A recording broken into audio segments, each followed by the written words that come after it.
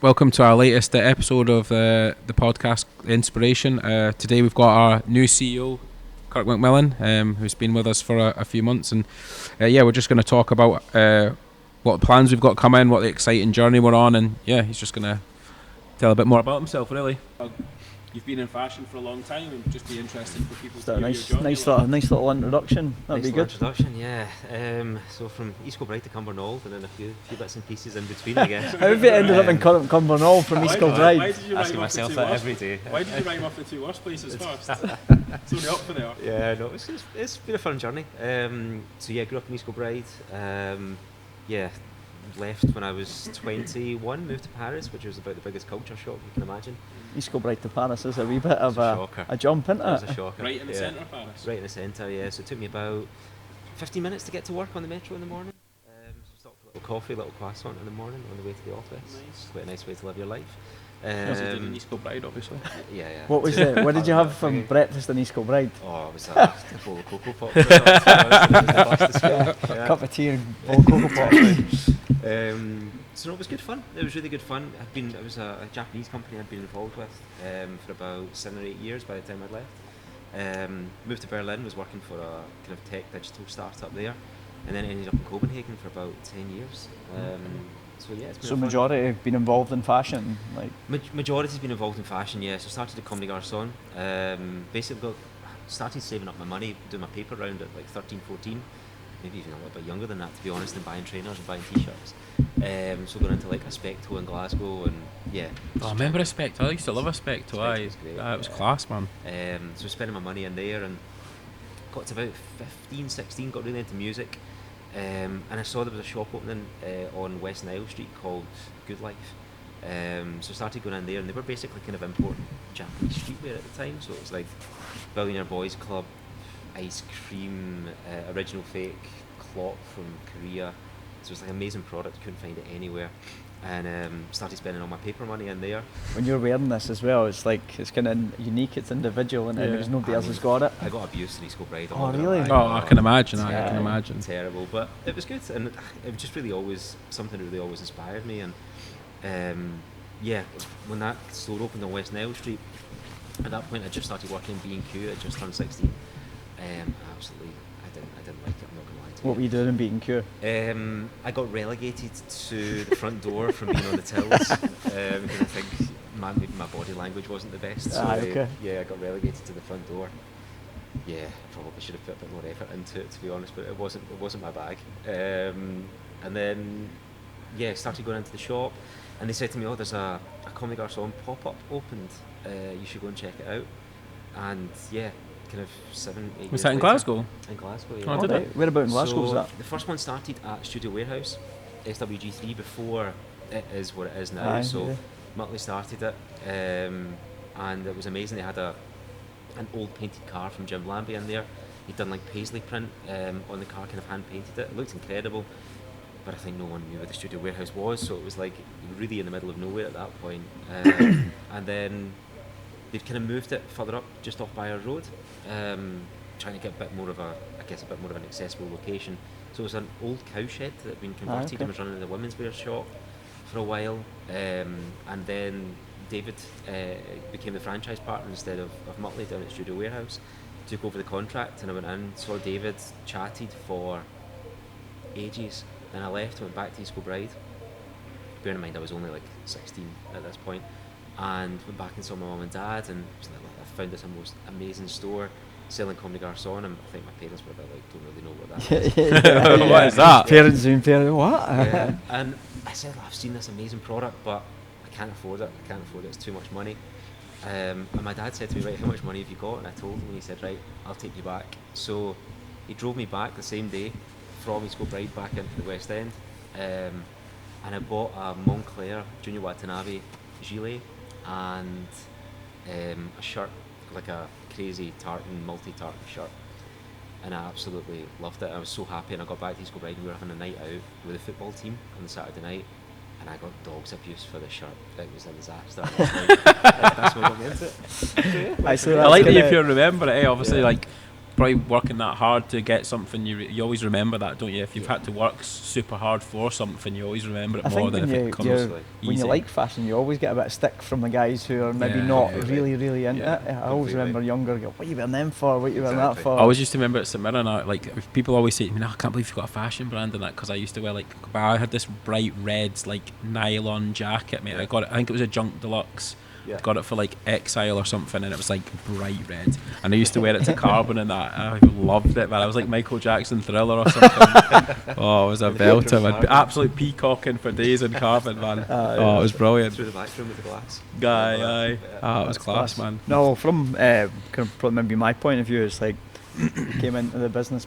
How long have you been with us? 3-4 months? But yeah, just coming up 4 months. Yeah. Just coming on 4 months. Obviously, probably got something mutual with football background a little bit. We're both into, three of us are into football, so just that we kind of hit it off straight away, and sort of came by chance a wee bit, didn't it? Obviously, I had come back to Scotland to look after a kind of family portfolio, and then we got chatting and had a coffee. That linked on LinkedIn, wasn't it? And then we started chatting, and then you were just kind of come and have a chat to you guys, and then obviously we started speaking and we got on, like you say, there's a sort of common interest of football, fashion, and then you were like, maybe I can come in and help you. And obviously at that point in time we've probably always been looking for that, Rob, haven't we? We've always been looking for some, we're into clothes, and we've got to where we've got to, and I think it's a great accomplishment, but we've always been looking for that person within the industry that had a little bit more experience, because I think I said to you before, sometimes we felt as though we'd done really well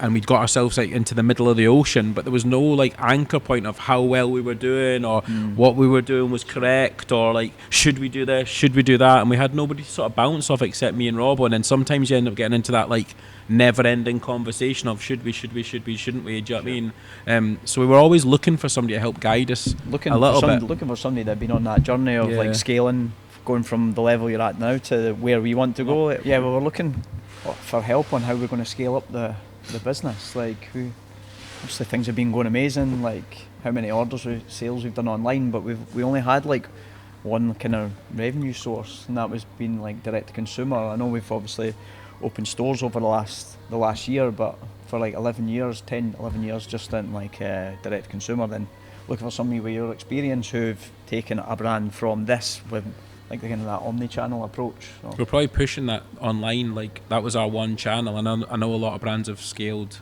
right up, but we probably got to a level of we'd got to it, and then within the company the experience we had probably didn't allow us to sort of break through that ceiling a wee bit, so we'd got somewhere, and then it was just you were at that level, and obviously with the turbulence of COVID and Brexit, it became really more difficult to sort of scale and work out profitability and marketing, and everything sort of changed. So we were looking sort of for other avenues of wholesale and the stores. We started opening the stores, and they'd really started working, but then it's how do we open more and stuff like that. I think obviously when we first had the coffee and started chatting, obviously I knew the brand anyway from coming back to Scotland, right? Because we've seen it so much when I've been coming home. So I kind of been following it online and obviously seen the pop-ups and stuff like that you guys had already done. I think from my perspective, I guess the fun part is always kind of scaling and always kind of going on that growth journey. It's something I've been fortunate enough to be part of before, and when we got chatting, and I guess you guys were just so ambitious about it as well, which I think for me was just such a nice thing. I think the industry can be a tough industry, right? Yeah, sure. I think after a while, a lot of the time people become a bit probably jaded and think, this is a difficult one. So I think obviously when we got chatting, for me it was just really refreshing that you guys still had that energy and that ambition. We've definitely still got that. Still a competitive edge from football, haven't we? Do you know what I mean? You can't always be the best, but you want to be the best that you can be, and you're always pushing yourself to get better and better and better. Do you know what I mean? So we've probably always had that. That's probably what's got us to where we've got to. That kind of rubs off on other people. Hopefully, it's just that ambition and we can almost never settling for what we've got. We're how do we do that? How do we do that? I guess it's different, when you're living in a city like Paris or in Copenhagen or whatever, because you're surrounded by so much of the industry. I guess to some extent you're always kind of pushing each other, even if it's brands you're not, sitting next to, day by day and talking with people. You tend to see the same people in bars or restaurants or whatever, and you get chatting about the industry, people's journey, what they're doing, and it kind of spurs you on a little bit. As much as people don't want to say, okay, you compare yourself to other people all the time, but of course you hear, oh, that brand's been picked up by X department store or online business or whatever. You get that little bit between your teeth, and you think, oh, it's a competition, isn't it? Sure. Yeah, I think one thing we were talking about as well is like having that. You're saying Paris and even sort of Manchester in the UK, it's got that sort of fashion, whereas like Scotland, it's probably not had that, and again, that's maybe something we've not had, like a direct sort of competition of like who you can compete against, or even sort of collaborate with, like not necessarily directly, but speak to and get ideas off and stuff. So we were obviously discussing it'd be quite nice to have like establish something in Scotland, wouldn't it? And it doesn't have to be like, oh, Scotland, but maybe take some of the attributes of the country and like maybe create something here that would be sort of global. It would be make it international, but have the sort of a feeling as well. Totally. I think there's amazing products made in Scotland, right? Particularly kind of luxury products, right? You've got an amazing knitwear business. You've got so much. I guess so much kind of reverence for that around the world as well, right? But I think within the contemporary space, Scotland maybe feels a little bit behind. It feels a little bit lost.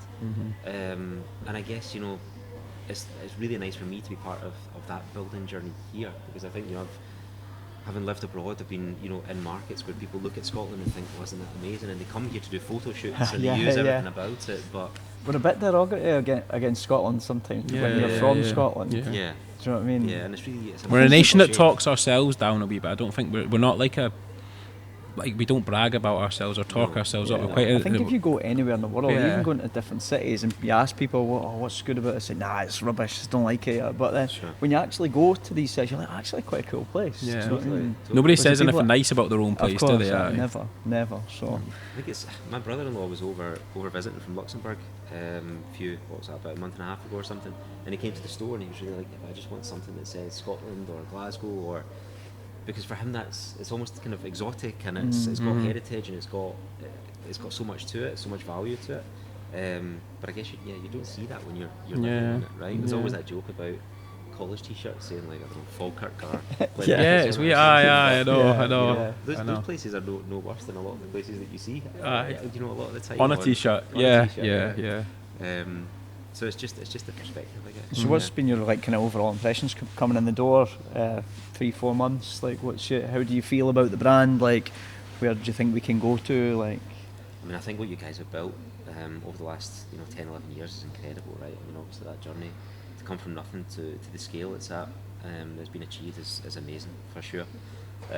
We certainly didn't think we would get this far when we started it. Do you know what I mean? So it has been said some that journey. Numerous times. Like, if somebody had said to us we would be doing what we're doing right now, like 11 years ago in his flat, it would just be like a good one. Like, I think we started with like £300 each, and like we've turned over like 80 million in that since that time. Do you know what I mean? So it's an incredible journey. When we probably don't ever really sit back and think about it. Just always like on to the next. But it has been some journey. I just don't know if I ever asked you this. Did you ever sit down and do a business plan at any point, or was it always just instinct? Just gut. Never ever done that. Just like we say, we've just winged it all the way. Even just like buying product and going, I think this will work, I think that'll work. There was no, like, obviously we've got our sales report on the back end of Shopify that we can see what works product wise, but we'd go to like the suppliers, we'd go to Turkey and go, we'll just take like 1,000 of that, 1,000 of that, 1,000 of that. And we'll sell it. Obviously, like, there comes a point when that's why we're bringing you in. You've probably seen areas of that. We've probably had, like you say, we've done really well to get to where we are, but you've probably come in and seen areas where like, I can't believe you did that, and I can't believe you did that, and I can't believe. And that's probably just like lack of business like acumen more than like anything else. I don't know. I think it's easy to come in with fresh eyes and be critical, right? And that's not really or shouldn't ever be the point. It's obviously can you use some experiences from somewhere else and say learn some good lessons, some hard lessons along the way as well, and how can you use that, right? But as I say, I think what's been built here over the last 10, 11 years, and to get to the scale it's at now, and obviously new stores and everything else we're doing at the moment is such an exciting journey, right? It's incredible to see it come from. Just touching on the stores, what's your impression on them? Like, obviously it's been a highlight for myself and Mark over the last year, and like just even the initial one, wasn't it? Like we'd had a couple of pop-ups here and there. One in Princess Square that did okay. One in St James's Quarter that did quite well. Did we have another one? No, I think it was the two. Remember we done the football event and we had a little Oh pop-up yeah, shop yeah. at the football So event. we'd sort of dabbled with it. The one at Princess Square, was it Princess Square, Princess Yeah. Mall, and And just off Buchanan Street, it was good, but the shopping centre probably wasn't correct for us. the So demographic, we'd yeah. sort of been toying with it, and everything you hear in the papers, oh, the high street's dead, probably sort of put us off. And then we opened that one just before Christmas in St Enoch's, and obviously along with like what Robbo and Cairo and the team had done on the TikToks on the street, oh man, it just went mad. As soon as we opened, it was mental, wasn't it? Like that November, December was crazy, because we just sort of we were opened it on the fly. We were basically working full time in the Aye, store, aye. just like almost like store managers in their own Whoa. store. It's like but you were getting the feedback of the customer. The customer was proper coming and buzzing because they'd probably seen the brand online for 10 years and like, I just wanted to touch it before and I could try it on. And you were finding that the average order value was going through the roof because the guy was going, oh, I'll just take a hoodie, or I'll just take a t-shirt and I'll get the cargos as well. Sure. So From our point of view, it was excellent as well, because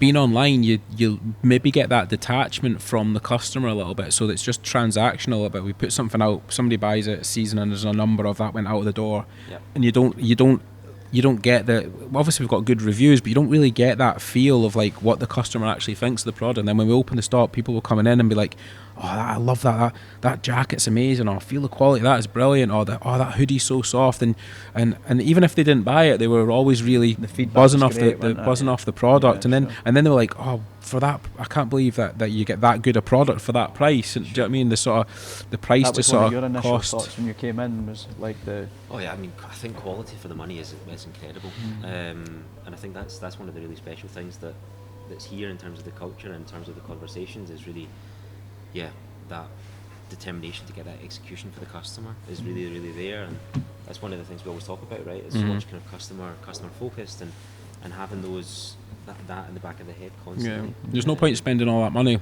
to get a customer in to give them a bad product and then they never come back. I feel Exactly. we kind of always felt if you give them a good product and a good service, they're more likely to come back than not. So Completely. yeah, I think the stores for me has been a really kind of, I mean, the opening day at the fort was incredible. that was your first experience of a first store proper opening. experience. Yeah, that was Yeah. up there with one of my highlights of the brand. Do you know what I mean, me that too. first day in the store, just like So just getting it. It was kind of like rushed to get it ready. We did the sort of biggest shop fit out. We'd all put loads into getting it ready, and the boys that had done the work for us had just managed to get it done in time, and then obviously we were opening. Oh, is it going to be busy? And then to see a queue of like 150 odd people waiting outside for the doors opening guys was queuing from amazing. the guy aye. came with his little chair outside the Aye, door sitting at 9 outside the o'clock, front just door. waiting. It was mad, and then just like it was just mobbed that day, wasn't it? Like constant. It was crazy. So that was a real highlight of the brand for me, to be honest. I think I've been lucky. I've been involved with a lot of store openings in different companies, right? But I would say that one's definitely, it's probably number one in terms of the energy. I don't think I've ever experienced any energy. I felt like everybody big was in day. a rush. Yeah. People were They didn't worried want to that miss stuff out was or going to something, sell aye. out. So they were like, just I was running about, you were running about, you were outside, you were on the door. I was doorman. Yeah. Doorman. And people were just like running about in the shop and like supplying them with a drink here and there. And I just, like you say, the energy was just unreal. The DJ was playing like good tunes in Yeah. that one day, and it just like Tunes had was the banging. energy quality. Aye. I think the fort had said it was their highest footfall they'd had this year so far. Yeah, they So- like it was like Yeah. Christmas numbers. Do you know what I mean? Yeah. When we opened, so yeah, that class. was amazing. And yeah, so obviously we all sort of know this situation. What's the sort of what would you say the plans are for opening more stores and stuff like that? Yeah, so obviously now we're up at 4.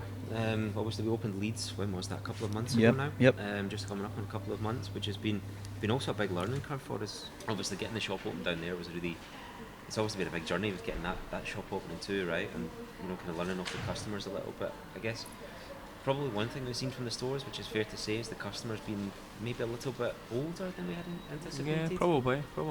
I do think that's time of year as well. Yeah, I think when it comes to kind of like peak. We period noticed of- at Anix and that, like, Oh, the young team were out in for, like, I think it's when they get like younger people don't have money all the time, so Sure. they seen this brand on TikTok and they were all into it. And Sean, like my mate's wee boy, like is all over the brand. He's like, oh, I want to work in Edinburgh when it opens and stuff like that. Do you know what I mean? It's like he's all over it, but they just don't have money all the time. Whereas like the older customer does have money all the time. So it was definitely something we noticed. At Yeah, you Phoenix, wasn't find when it comes to like December, it's the parents coming in with their kid and actually just like, what do you want for Christmas? Pick some stuff. Like that's Yeah. definitely what we found before, and like going in kind of the middle of the year, maybe like in summer they're maybe buying stuff for their kids' summer holidays or whatever. But then this period here is like that kind of just like older almost like customer, calm from the Scott storm money. a little bit, where it's like people maybe treating themselves.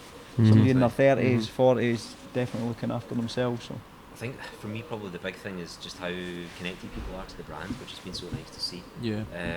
I think so many people, at least from the kind of opening day conversations and the conversations I've had with people afterwards in the stores, so many people follow the brand since pretty much day one. Yeah. That was a lot of feedback you were getting from the guys in the queue. They bought in, didn't they? I got this hoodie or that jacket. They were proud of it. It was like they were proud to say it as well. I followed the journey right from the beginning. Yeah, sure. And that's you can't buy that, right? No. I mean, that's amazing. Sure. I think when you build that relationship with the customer, is the most important thing. Right? Yeah. I mean, the customer is the most important thing. Yeah, you to can't any fast business, forward but that. You can't just make that stuff up. No, you can't fake that. Need that's got to be part of your history, part of your journey. Totally. For sure. And I think there was one of the guys that was quite early on in the queue in the opening day before had said to me as well, I'm so happy to see a brand from here do what we're doing in terms of opening the stores that we're opening and having that journey. And I think that's really nice as well to feel that people are cheering for you. Yeah, rooting for you, aren't they? Yeah. And there's definitely that feel, They want like, you to do especially well. on the social media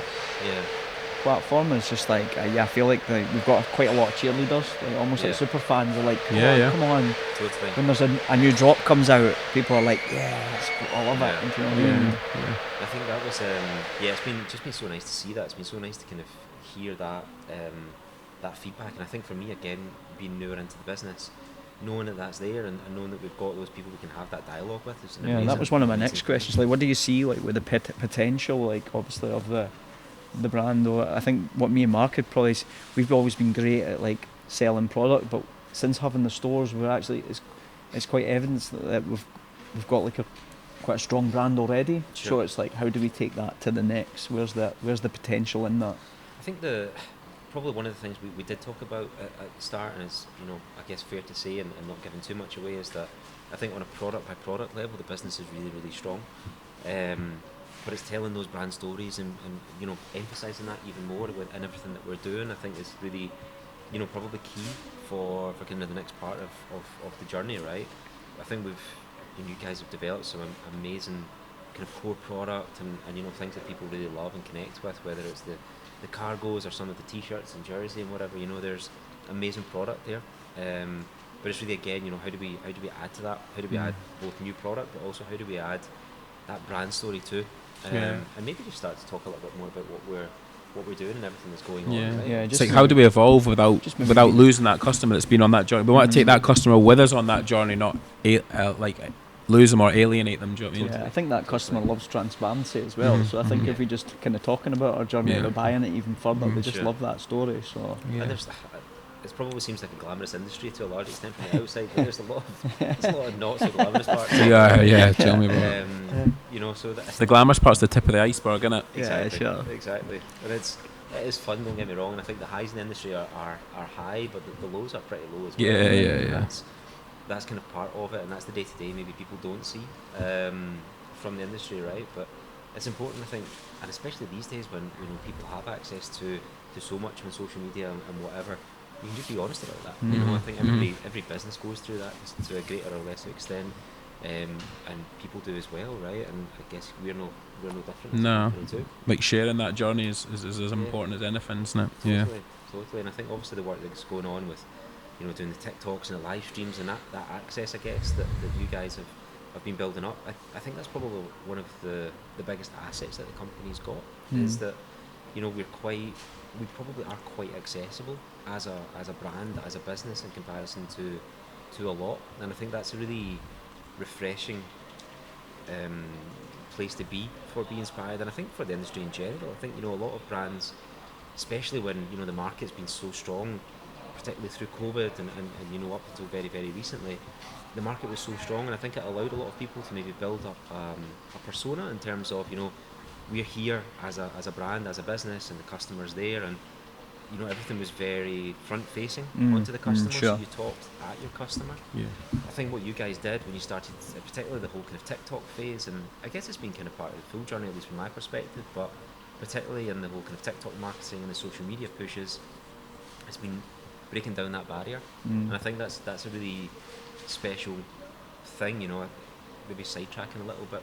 See, before what you're talking about, it was actually a guy, we went to a meeting with a company that was doing our SEO maybe, and he was talking about ways to improve, and like he said, you've got all this great thing and you've got all these great reviews and great, he's like, you should hero your customer more, and that's probably triggered something in, like how do we get our customer to be like shouting about us a little bit. And obviously the TikTok's a little bit different, but it's actually putting our customers in the brand, really, like bringing them in, giving them an outfit, and then sort of making them the hero of like the sort of the video. And it's like it's just sort of heroing your customer see the last, a little bit. the last two posts we've had on TikTok, I think it was added up to like 800,000 views with Maggie. It's just like ridiculous. Like the views is like to pay for that's organic free views. It's like to pay for that it would cost an absolute fortune. I think what we're doing as well is, what for me is really important in the next kind of phase of the business is, I guess, being quite honest in terms of the product we're making, in terms of the messaging, in terms of how we're hoping to grow the business, and having that, again, coming back to it, that idea of transparency, right? There was a young young kid who was standing, I think, with his dad, and for the photo opening, he was counting his coins in his hand and seeing what he could save up to Amazing, buy. I thought that was That's incredible. mad, But it was also me when I was his age as well, right? And I think like having that perspective of it's that journey, and you know, if that's the kind of next phase of customer, can you inspire that customer as well? That kid is like good. Can you inspire him to obviously like go on your journey or go on our journey? Do you know what I mean? I feel so that's a good thing about the brand name. Obviously, it probably didn't. The brand name probably didn't start like that, but now we've got it, and now we've got to where we are. It's like, can we inspire other people? Yeah, it's like, got that feel. The brand's got that feel, that emotion. That it's like, can you save up your pocket money? You're getting on your paper round. Can you go and create something yourself? Do you know what I mean? Can you hustle? Can you go and like wing it like we have? And can you go and like create something? It doesn't have to be in fashion. It could be in anything. Do you know what I mean? I think it's probably more difficult to do that, with the greatest respect these days than maybe it was, you know. But I mean, there's still room there, right? There's still room in the market, and as you say, it doesn't need to be fashion. It can be anything. We talk so much about football in the office, right? And that's probably coming back to that. Exactly. That competitiveness and wanting to get ahead and all the rest of it, for sure. Yeah, you touched on Maggie, who's the new social and PR market, and she's on the TikToks. But we're bringing in some really, really exciting people to the business, and on that journey of growth and where we want to get to, like, these people are going to be super important. Do you want to sort of share about these people coming in? There's going to be a little bit of change going on behind the scenes, but I think from me and Mark's point of view, it's really feels positive, and it's like just try to make sure everybody's included in that, but that they come along with the journey for that. Yeah, I think obviously when I joined, you know, it was kind of looking at the business and seeing, okay, how do we kind of kick on to the next level, right? And we kind of quickly identified that, you know, we've got a really strong direct-to-consumer business online. We wanted to kind of take that further with the stores, and obviously we've kind of added a couple of those very recently, and, you know, planning effectively a kind of wholesale relaunch from autumn winter 25, which will start at the kind of beginning of end of this year, beginning of 2025. And then it was really kind of quick conversations in terms of, you know, where do we see that there's maybe opportunities or you know, gaps, I guess, in the organisation that we wanted to kind of fill and hopefully build out. So yeah, Maggie's joined, and you know, it's been a kind of breath of fresh air, I guess. Yeah, it's been super positive, good energy coming in, which has been so nice. And obviously, she's been having some massive success and wins so far on socials, which has been amazing. In addition to that, we've got a new head of paid marketing who's going to be starting with us next week, who's coming with, again, just really strong pedigree, really strong background. And I guess, you know, a new creative director coming in is also a massive change for the company, effectively a new role in the business. It's a new role and new I think it's one of the things that we've discussed. We've got some great employees, people that really love the brand, that work and treat the brand as their own. It's just like helping them to take themselves to the next level by bringing somebody in that can sort of pull them up. Do you know what I mean? Like, I think they've all got the ability to do it, and I think they want to. It's just me and Stephen were probably the people running the ship, and we maybe didn't have any more experience than them. So it's like we've brought people in to sort of help pull them up and and give them sort of maybe a bit more fire in their belly to go on to the next level. It's probably giving us definitely ourselves a bit of fire in our belly as well, just to even learn off other people who like yourself, learning off you, I think we should try this, and I think we should do this, and we'll definitely cut that or add to this. And it's right, okay, I get that. There's a reason for doing it instead of us just maybe guessing, should we do this? And we'd debate it and then just end up not doing it. And so it's you've maybe gone through that before, and you this worked and this didn't work, and then you've got maybe a sort of slightly clearer path of how to get to where we are to where we want to get to. I think so, but I think it's also in any creative business, you have to be prepared to take risk. I think you have to take risks from time to time, and you have to be prepared that not everything's going to work. Of course. Mistakes, and I think what we're talking a lot about right now is how do we develop collections, and how do we build in product categories that maybe we're not covering at the moment. And it doesn't mean you go crazy and go for it and put everything on the line, but you have to be prepared to try new things. And like you say, some of those things might work amazingly and some might not work. Do you know what I mean? But it's hopefully you inspire the customer along the way as well. I'm sure not everything's going to be a winner all the time, but I'd like to think that it's just nice to try new things and stuff like that, so that a customer maybe goes, I love being inspired, and it's just it doesn't get boring. It's I like that. Maybe not so much that, but I love that. And I like that. Every time there's a drop or a new release or whatever, people can just go, "Whoa, wow, that's just there's something there." I would like to look in from obviously hiring yourself as a CEO, and then it's taken a lot of pressure off myself and Mark, and not just being everybody coming to me and Mark and asking us, "Is this okay? Is this okay? What do you think about this?" And it's it'd be nice to look in on the brand for a change and then go, "Oh, that marketing campaign was sick. I love that. That looked amazing." And it's like you say. See, when you were talking about people don't say nice things about the country they're from. It's sometimes when we put out a marketing campaign, you go, it's class, but look at that one they've done over there in a different brand. You're that's class. Do you know what I mean? And it's like the shiny penny. Whereas what we do in here, you look at the socials and what we put out there is excellent. It's just you sometimes don't reflect on that enough. I think it's probably natural, right? Everybody's probably their own biggest critic from time to time, but listen, I think you can always look at other businesses and say, these people are doing amazing, and I'm really a big believer in the fact that you can always learn something from everybody at the end of the day, right? You might not like all aspects of a company or whatever it might be, or a product, but you can always learn something from it, and I think if you don't do that, then it's really just a missed opportunity, right? And I guess, with the people that we're bringing in, and hopefully the way that we're developing and kind of getting inspired by everything that's going on in the market, that we're in a place that's kind of allowing us to do that, and allowing us to kind of maybe just incorporate a little bit of kind of different influences and different experiences. Doesn't mean you're copying what other people are doing, far from that. It's about us having our own path forward and seeing how we make that a be inspired path. But at the end of the day, there's a lot of great product in the world. We were just on a trip for 3 days. That was a pretty intense trip, wasn't it? What is it? London, Amsterdam and Munich in 3 days. I think we saw every shop and every location. Got the step count in, but it was class. I think you just seeing what's going on in the market, having different conversations with people. There is a lot of amazing product. There's a lot of people that are doing great work in marketing, as I say, great work in product, retail, everything that goes along with it. But for us, ultimately, it's how do we distill that and make that our own, and give it our own point of view. Yeah, it's got to be inspired feel to it. So when you see that's a be inspired product, totally. And that's easier said than done. No, of course, that's what the creative director's job is.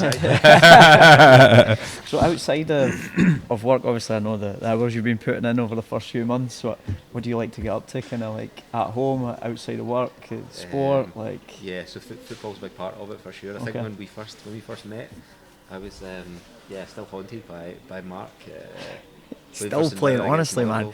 He's still playing on this one game. Yeah, still. Made a career out of it. Made multiple careers out of it, mate. I thought you were going to say you made multi-millions out of it. I wish, mate. I wish, but no. I was there. I think was that the Old Love Street? It was the Old Love Street, mate. It was the Old Love. We were in the first division at the time. Game at Old Love Street. I was in the last game and the first game at the new stadium, the new St Mirren Stadium. But we were in the first division at the time. What a team we had then.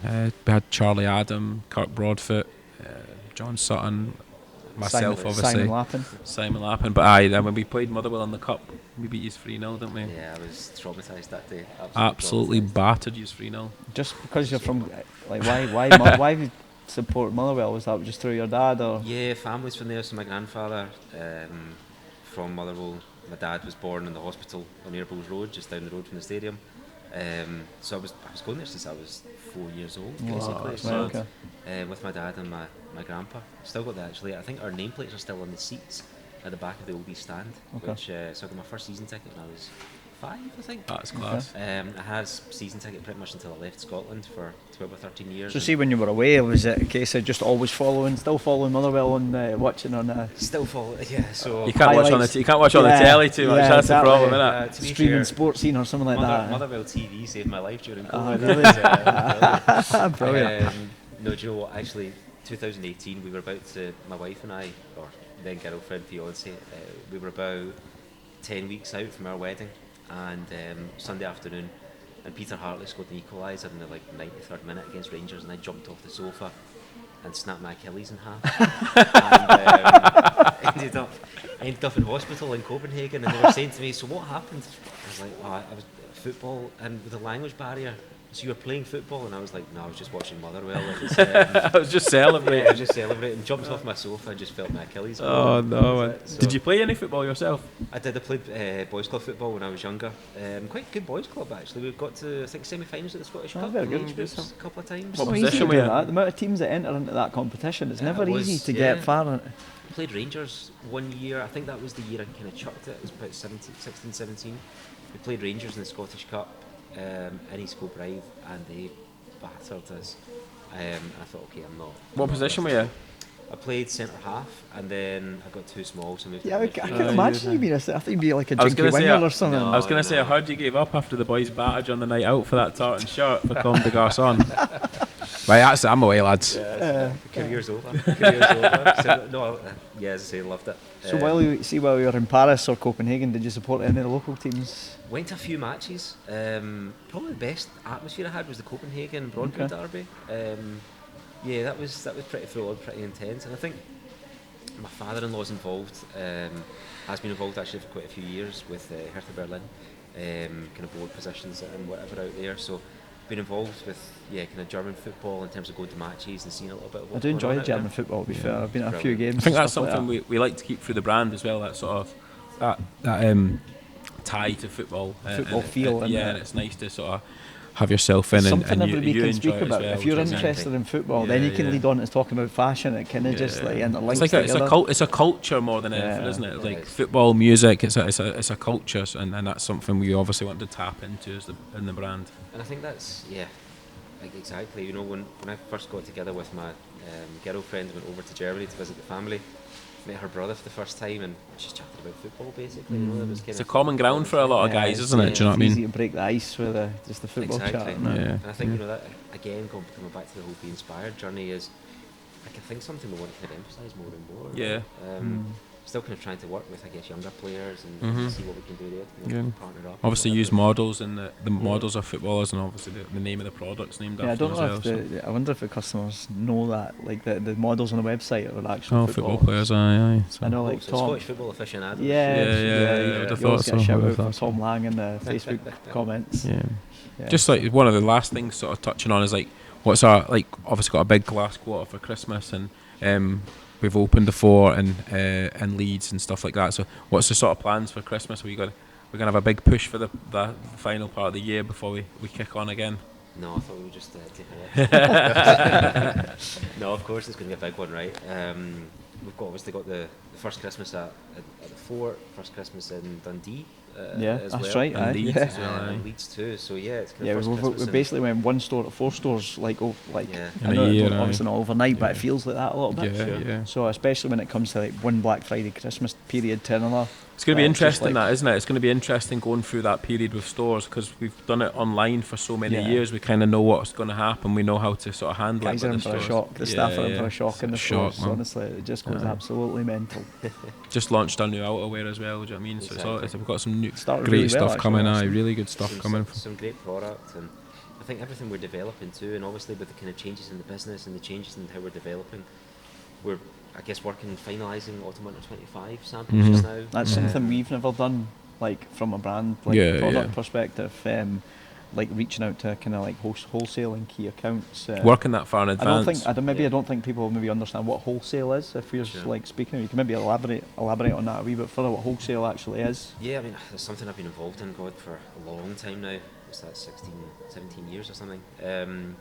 Basically, you know, kind of seeing how we can build our international distribution through different partners. You know, it was something I worked really extensively with, as I say. I think during my kind of peak years, it was probably 200 days a year travelling internationally in terms of visiting accounts and showrooms and sales and building those relationships. And it can be an amazing way to scale the business, and it's obviously something we want to try to do here, right? Yeah, we've got some really strong markets that we're shipping direct to consumer from the online business already, and it's really seeing, you know, how can we take that and build on that momentum, right? And you know, particularly kind of mainland Europe and Middle East, where we do see good traction, and how can we kind of move that forward? And have them feed off each other a little bit, isn't it? Just right now it's the online direct to consumer that's really pushing that, and if we can get like wholesale shops, partners to sort of complement that, hopefully they can grow each other. I think we'd previously done wholesale before, and we always felt it was like them and us a little bit, like in the business, like because we were like, oh, we can sell it through our website, but